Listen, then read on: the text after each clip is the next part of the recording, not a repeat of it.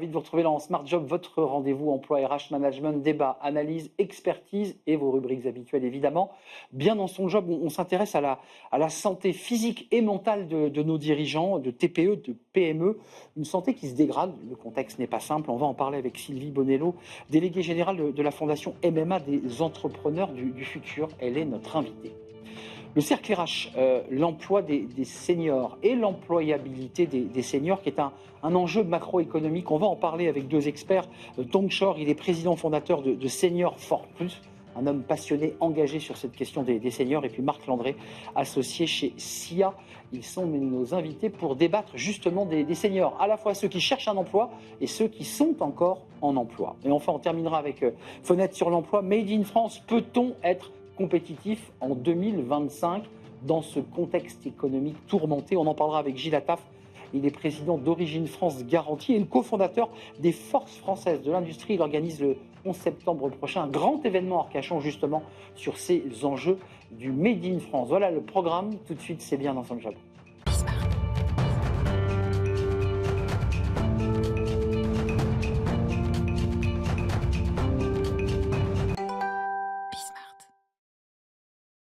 Bien dans son job pour parler de la santé des dirigeants. Santé physique, santé mentale, on parle beaucoup de la santé mentale aujourd'hui, d'ailleurs qui est une grande cause nationale qui sera honorée, je crois, le 10 octobre prochain. J'accueille Sylvie Bonello. Bonjour Sylvie. Bonjour Arnaud. Ravi de vous accueillir, déléguée générale de la fondation MMA des entrepreneurs et entrepreneuses du futur. Évidemment. On ne les oublie pas, ces femmes à la tête d'entreprise. Alors vous étiez venu l'an passé nous présenter ce baromètre. Oui. Vous l'avez sous le bras.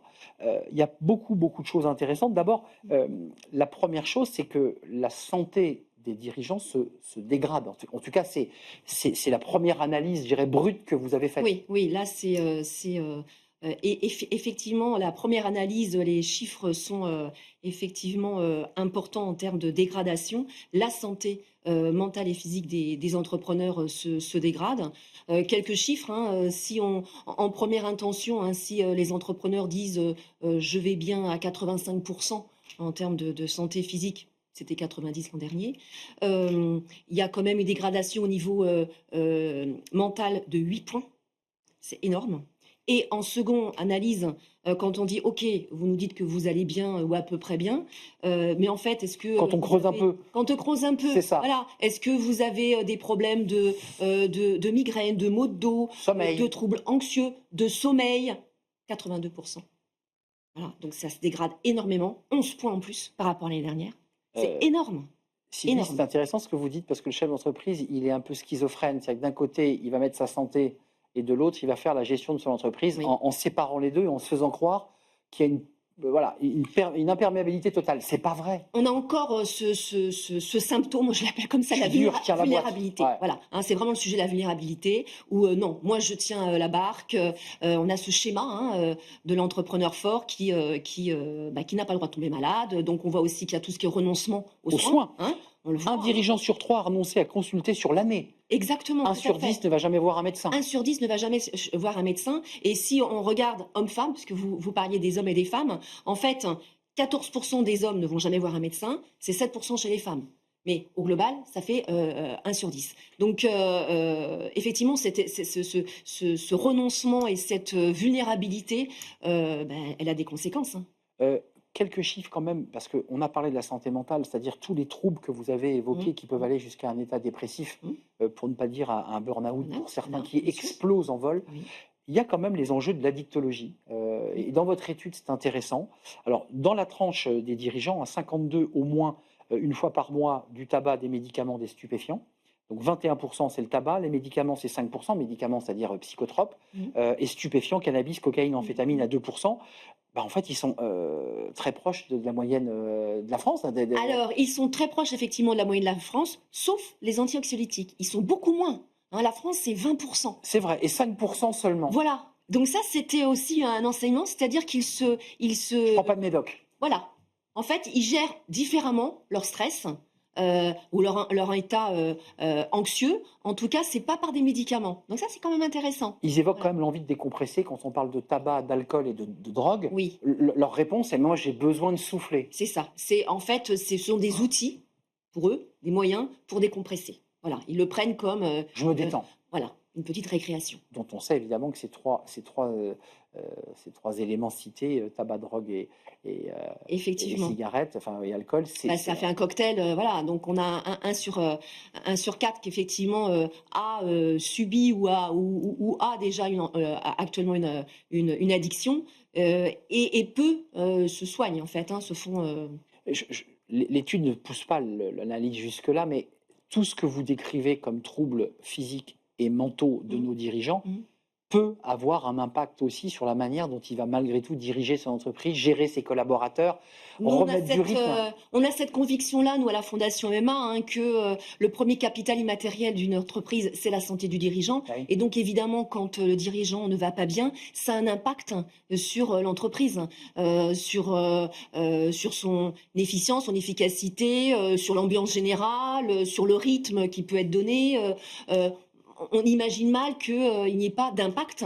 Je ne veux pas dire que parce qu'un dirigeant est malade, l'entreprise va se casser la figure. C'est pas mon propos. Mais il y a quand même Non. voilà, un impact, évidemment. Mais en tout cas, ce que vous entendez, c'est des dirigeants qui séparent les deux en disant bah, attendez, je fume une clope Oui. et je prends un peu de tabac, mais à côté, je gère bien ma boîte et il n'y a pas de problème. Voilà, c'est ça, tout à Une fait. sorte de politique de l'autruche. Oui, Il y a a, priori. il y a ce danger-là, Ouais, en tout tout à cas. fait, exactement. En tout cas, c'est ce qu'ils nous disent. Pas d'impact sur l'entreprise. Avant de nous quitter, bien sûr qu'en 45 secondes, on ne va pas trouver des solutions miracles, mais c'est Non. quoi? C'est de l'accompagnement, c'est de l'écoute, c'est leur permettre d'avoir quelques outils quand Oui, même. oui, moi je pense qu'effectivement, au-delà de la prise de conscience et votre émission y contribue, c'est effectivement des outils pour accompagner les dirigeants pour pouvoir gérer en fait hein, cette période, notamment cette période difficile, mais accompagner leur santé en fait. Hein. Et puis, je pense que c'est aussi une remise, enfin, c'est plus profond, c'est même sur les jeunes générations d'entrepreneurs, peut-être même au niveau des étudiants, hein, leur faire prendre conscience qu'un entrepreneur, ça a le droit d'être vulnérable. La Tellement vrai. vulnérabilité, hein. Et donc, il y a pas de honte à dire que je ne vais pas bien quand je suis chef d'entreprise. Voilà. Vous Et savez, des outils pour, alors qui peuvent être des outils en distanciel ou en présentiel, du présentiel évidemment, mm. mais voilà, Ouais. qui tiennent compte des contraintes, C'est ce que j'allais vous dire. C'est souvent des personnes qui vous disent forcément. qu'ils n'ont pas non plus le temps d'aller chez le médecin, mais pas plus le temps de se former, parce Non, qu'évidemment, ils faut sont que la ce tête dans soit, leur business.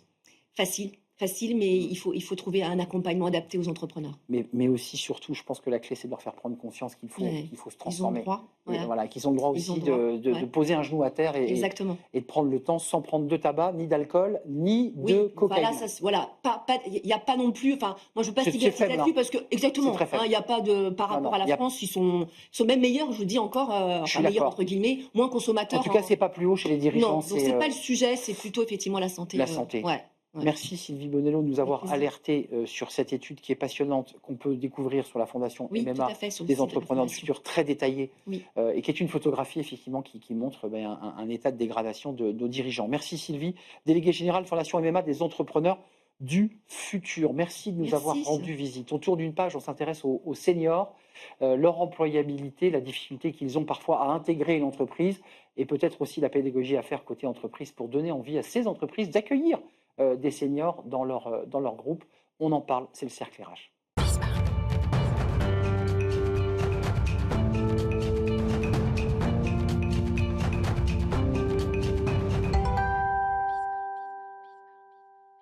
Le cercle RH, notre débat pour parler des seniors, on en parle beaucoup depuis presque un an maintenant. Augmenter le taux d'emploi, permettre aux seniors de retrouver un deuxième souffle dans leur vie de carrière et leur vie personnelle aussi. Et puis aussi convaincre les entreprises qu'il faut accueillir des seniors, que ces seniors ont l'expérience, que c'est peut-être un atout compétitivité, ces seniors, contrairement à tous les clichés qu'on peut avoir sur eux. Et on va en parler avec mes invités. Tongchor, ravi de vous accueillir. Vous êtes un homme intégralement à 150% engagé justement sur ces sujets de seniors, président fondateur de Seniors avec un S, Force Plus. Alors vous avez une carrière qui est assez incroyable parce que vous étiez dans le monde de l'entreprise et puis tout d'un coup vous avez basculé, pivoté pour quoi vous immerger. En fait, je suis toujours dans le monde de l'entreprise. Tout ce que je fais là, c'est du bénévolat. Mais c'est du bénévolat. Donc un pied dans l'entreprise, un pied dans votre Oui, structure. normalement, c'était prévu 50-50, mais finalement, là, en ce moment, l'activité sociétale me prend plus de temps que prévu. C'est ça. Et on reparlera de votre événement le 11 décembre au CESE, justement sur cette question des seniors. Et votre enjeu, c'est aussi de convaincre les entreprises qu'il faut ouvrir grand les portes. Avec nous, Marc Landré. Ravi de vous accueillir, Marc. Bonjour. J'espère que vous allez bien. Très bien. Associé SIA, avec une tribune, un papier sur senior et IA. Parce que ça, on va commencer par les clichés. Ça fait partie des clichés des recruteurs. Quand vous parlez avec eux, ils vont me coûter trop cher. Ils vont pas être compétitifs. Et puis en informatique, qu'est-ce qu'ils sont nuls? Vous dites exactement l'inverse dans votre papier. Je dis qu'il suffit de regarder les faits. Les seniors, ils ont commencé à travailler à l'ère du Minitel. Minitel était une technologie d'avenir. On a bien vu ce que ça a donné et aujourd'hui, on est à l'ère de l'IA. Ils ont su s'adapter à l'ensemble des mutations technologiques de l'histoire du monde de l'entreprise de ces 40 dernières années. Et aujourd'hui, moi, je le vois, je le vis au quotidien. Ils savent s'adapter à une nouvelle génération IA native qui maîtrise beaucoup mieux les technologies de demain C'est vrai. qu'elle. Mais ce qu'ils ont en plus, c'est non seulement la connaissance du passé, l'adaptabilité aux crises, la sagesse, le recul, et cette capacité d'apprendre, de continuer à apprendre, qui fait qu'aujourd'hui, IA et seniors sont totalement compatibles dans le monde de l'entreprise. Et au contraire, il faut s'appuyer sur des seniors pour compenser la fougue, l'audace, la jeunesse des nouvelles troupes qui ont parfois tendance à aller un peu vite. Et l'incompétence dans certains secteurs, puisque j'ai vu des études intéressantes où les jeunes savent très très bien scroller, mais en revanche, en informatique, Oui. bon, ils ne sont pas si forts que ça, en fait. Vous êtes d'accord? D'accord, complètement. Si je peux me permettre, j'ajouterais que le numérique, ça s'apprend, mais l'expérience, ça ne s'improvise pas. Ça s'acquiert Ça s'acquiert avec le temps. avec le temps. On vient de faire tomber quelques murs là, sur les clichés autour des seniors. Qu'est-ce qui fait que vous vous engagez? Alors, on l'a entendu bénévolement, mais ça vous prend quand même de plus en plus de temps, si j'entends bien. Qu'est-ce qui fait qu'aujourd'hui, vous portez ce sujet comme une cause, finalement? Ben, moi, je dirais que on constate aujourd'hui que la population vieillit, que le taux de natalité baisse et que forcément le nombre de personnes actives est faible. Je prends juste quelques exemples très concrets. On est aujourd'hui un actif sur 3 en 2030, aura plus de 50 ans. En 2025 que nous sommes, un Français sur 5 a plus de 65 ans. Alors, un autre chiffre, par exemple, on voit en 2008, on a 8000 personnes centenaires. 2010, C'est vrai. c'est 16 000, le double. On est en 2024, l'an passé, on a 2 fois plus que 2010.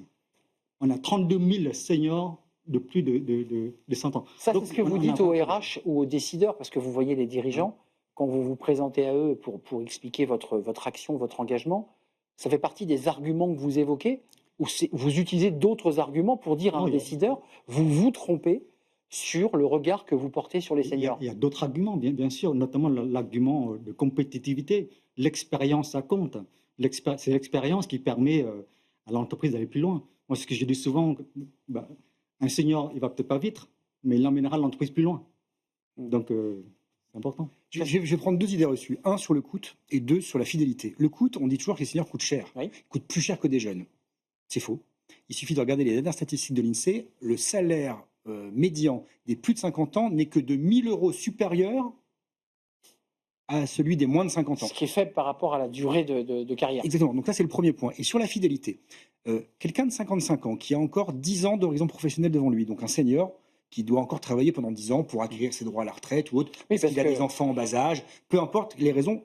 En tout cas, lui, il va rester 10 ans dans la boîte parce qu'il sait que c'est son bâton de maréchal, parce qu'il sait que c'est son dernier job, C'est vrai. il sait qu'on lui fait confiance, il va vouloir rendre cette confiance. Un jeune, la durée moyenne de fidélité d'un jeune, c'est 4 ans dans une En entreprise. ce moment, en particulier. en La Gen particulier. Z. Oui, donc ça veut dire qu'au Ouais. final, on a quasiment un rapport de simple au double de fidélité dans l'entreprise entre quelqu'un qui a 25 ans et quelqu'un qui a 55 ans. Donc moi, je suis un chef d'entreprise, je veux capitaliser sur l'avenir, recruter, je vais plutôt fidéliser et recruter quelqu'un qui a de l'expérience et qui va rester plus longtemps dans l'entreprise que quelqu'un qui est peut-être un petit peu plus techniquement solide, mais dont je sais qu'au bout de 4 ans, il va partir. Sur la partie de coût, mais sur la partie de coût, on peut dire que les seniors coûtent cher, mais on n'a pas réfléchi sur le fait que combien coûterait le manque d'expérience, de professionnels expérimentés dans l'entreprise. Clairement. Ou le recrutement d'un jeune qui part au bout de 3 ans, qu'il faut onboarder, Qui est qu'il faut peu remettre. productif au début, et qui qui- après monte en puissance. moi, Et s'en va parce qu'il est formé. Voilà. Moi, je ne suis pas de ceux qui opposent les jeunes et les seniors. Je pense que les deux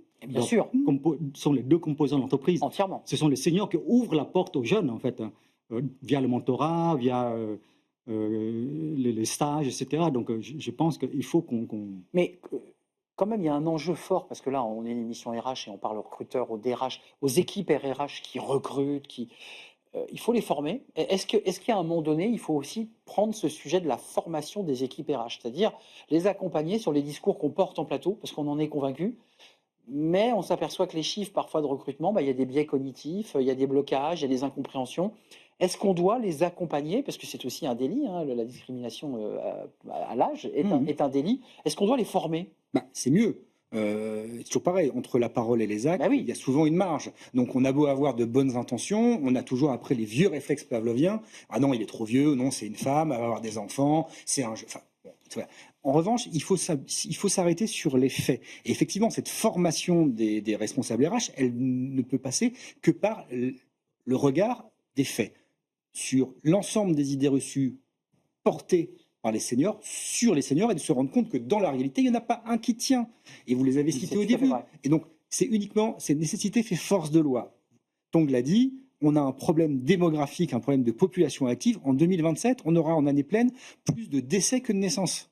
Et à partir de 2040, on aura une population active qui va diminuer parce que le delta lié à l'immigration sera insuffisant. Donc, on n'a pas le choix. Si on veut continuer à garder notre niveau de vie, notre niveau de développement, on va être obligé d'aller chercher la main-d'œuvre là où elle est. Et aujourd'hui, c'est essentiellement au niveau des seniors qu'elle est inexploitée, inutilisée et disponible. Alors, je précise quand même que le taux d'emploi a progressé. Alors, on est encore en dessous d'un certain nombre de pays, notamment nordiques, mais notre taux d'emploi, d'ailleurs, depuis que les médias, depuis que le gouvernement, depuis que vous, depuis que plein d'autres, bah, il y a quand même une dynamique, on est d'accord. Il y a une vraie dynamique, 10 points de plus par rapport à 2023, en termes de progression au taux d'emploi, mais néanmoins, comme la moyenne européenne progresse aussi, on a toujours de marge de progrès à faire. Sur les plus de 60 ans, parce que sur les 55-59, on est au-dessus de la moyenne européenne. Juste, le sujet est un peu connexe, mais il est lié.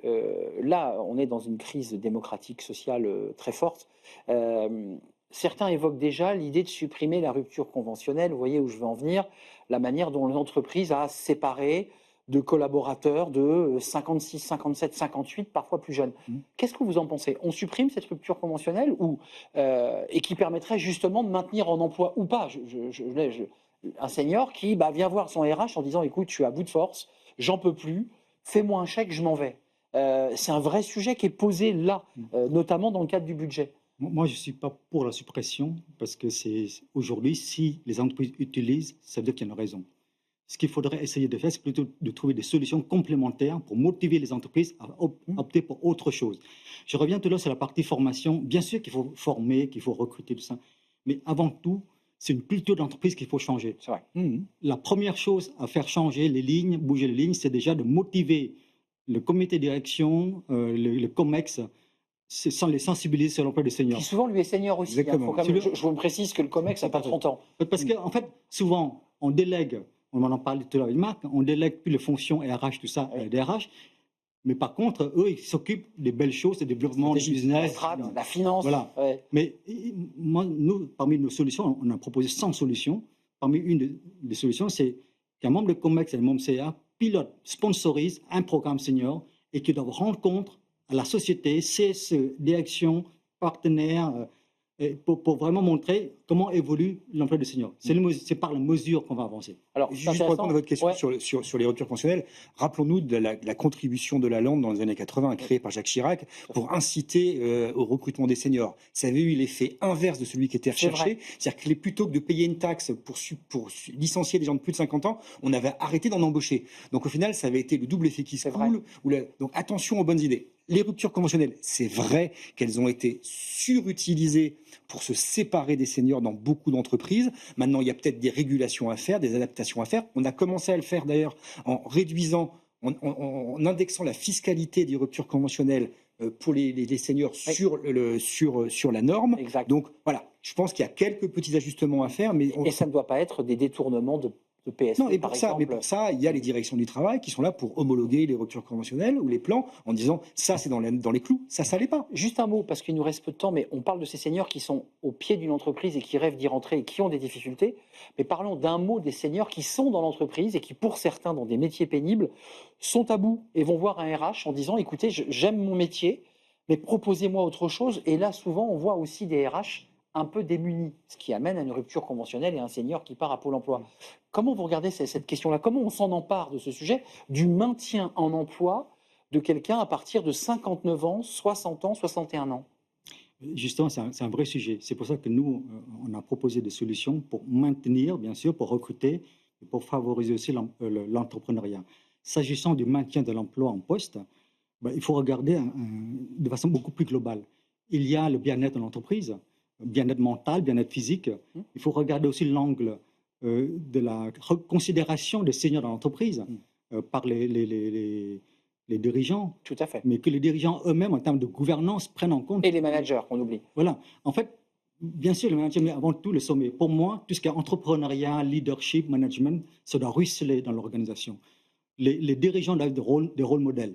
Attention, hein, le dernier mot, la dernière fois qu'on utilisait ruisseler, c'est Emmanuel Macron qui l'avait utilisé. Ça Malheureux. et ça avait peu ruisselé.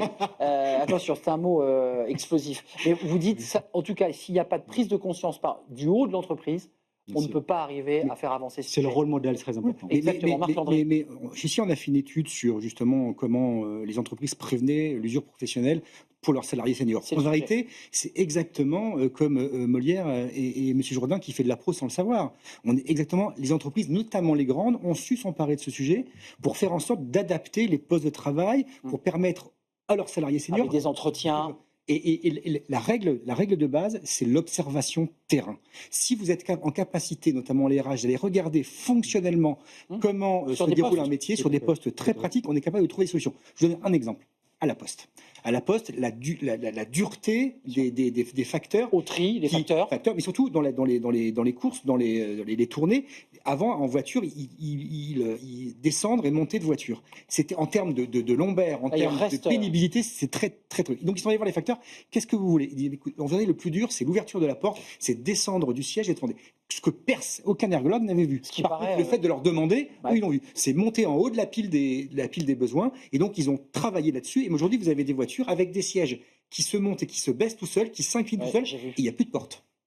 Donc, rien que ça, c'est des petits gestes qui ont permis de baisser fortement la pénibilité de la tâche de facteur, et ce qui permet d'aller beaucoup et donc de maintenir en emploi exactement plus longtemps les facteurs en question. Parce que des facteurs motivés et heureux de faire ce métier, parce que c'est un beau métier. Merci à vous deux. 11 décembre, le CESE, on sera peut-être là, je ne sais pas. Tong Shor, merci d'être venu, président fondateur, Senior Force Plus, chef d'entreprise, mais aussi engagé pour cette cause des seniors. Merci de nous avoir rendu visite. Merci pour votre accueil. Et merci à vous, Marc Landré, partenaire associé SIA, avec cet article « Pourquoi l'IA et les seniors sont compatibles en entreprise ». C'était dans les Échos. Et seniors. Et seniors. Pourquoi senior. Et seniors. Ah, moi, je ne serais pas voilà. Mais nous sommes, je crois, tous seniors sur cette table et très heureux de l'être. Exactement. Merci à vous. On tourne une page tout de suite. C'est Fenêtre sur l'emploi. J'accueille mon invité.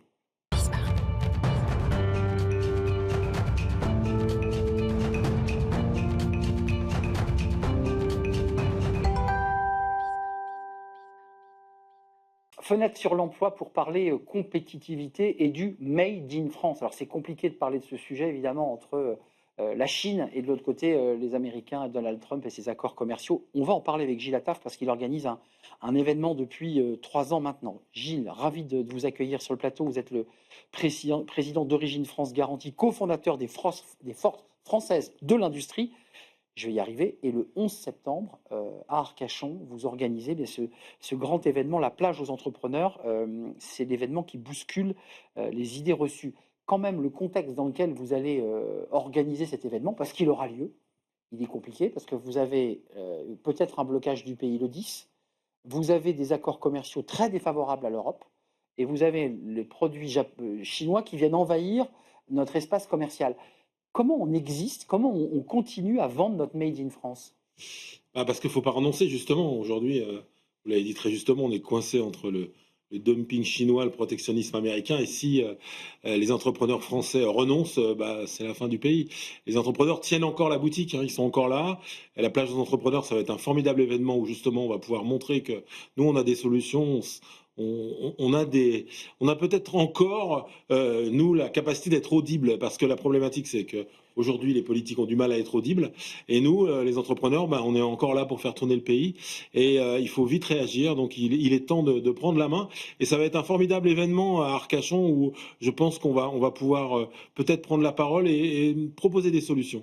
François Bayrou disait dans son grand discours qui annonçait eh bien, c'est ce vote de confiance, il disait mais la France a perdu une grande partie de son industrie et il citait toute une liste de produits de biens de première consommation, de quotidien, du lave-vaisselle en passant à tous nos objets du quotidien.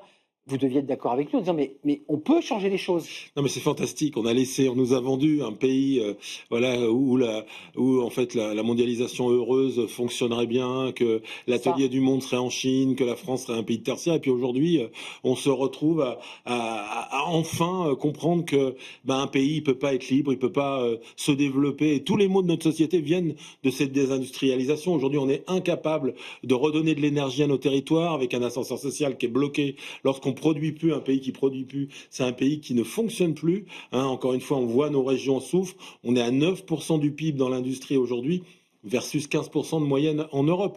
Donc il est temps de réagir parce que c'est là où ça se passe, c'est dans les territoires, c'est dans les régions. Et c'est pour ça d'ailleurs qu'on fait en région cet événement où on aura le plaisir de recevoir Pierre Gattaz, Louis Gallois, Arnaud Montebourg, des gens qui ont des choses à dire sur justement la réindustrialisation. Vous dites, à travers toutes les thématiques, il y aura des tables rondes, il y aura des réflexions, il y aura du networking, des rencontres aussi avec ceux qui portent ces valeurs. Vous dites que la compétitivité ne rime pas ou ne rime plus avec low cost. Expliquez-nous.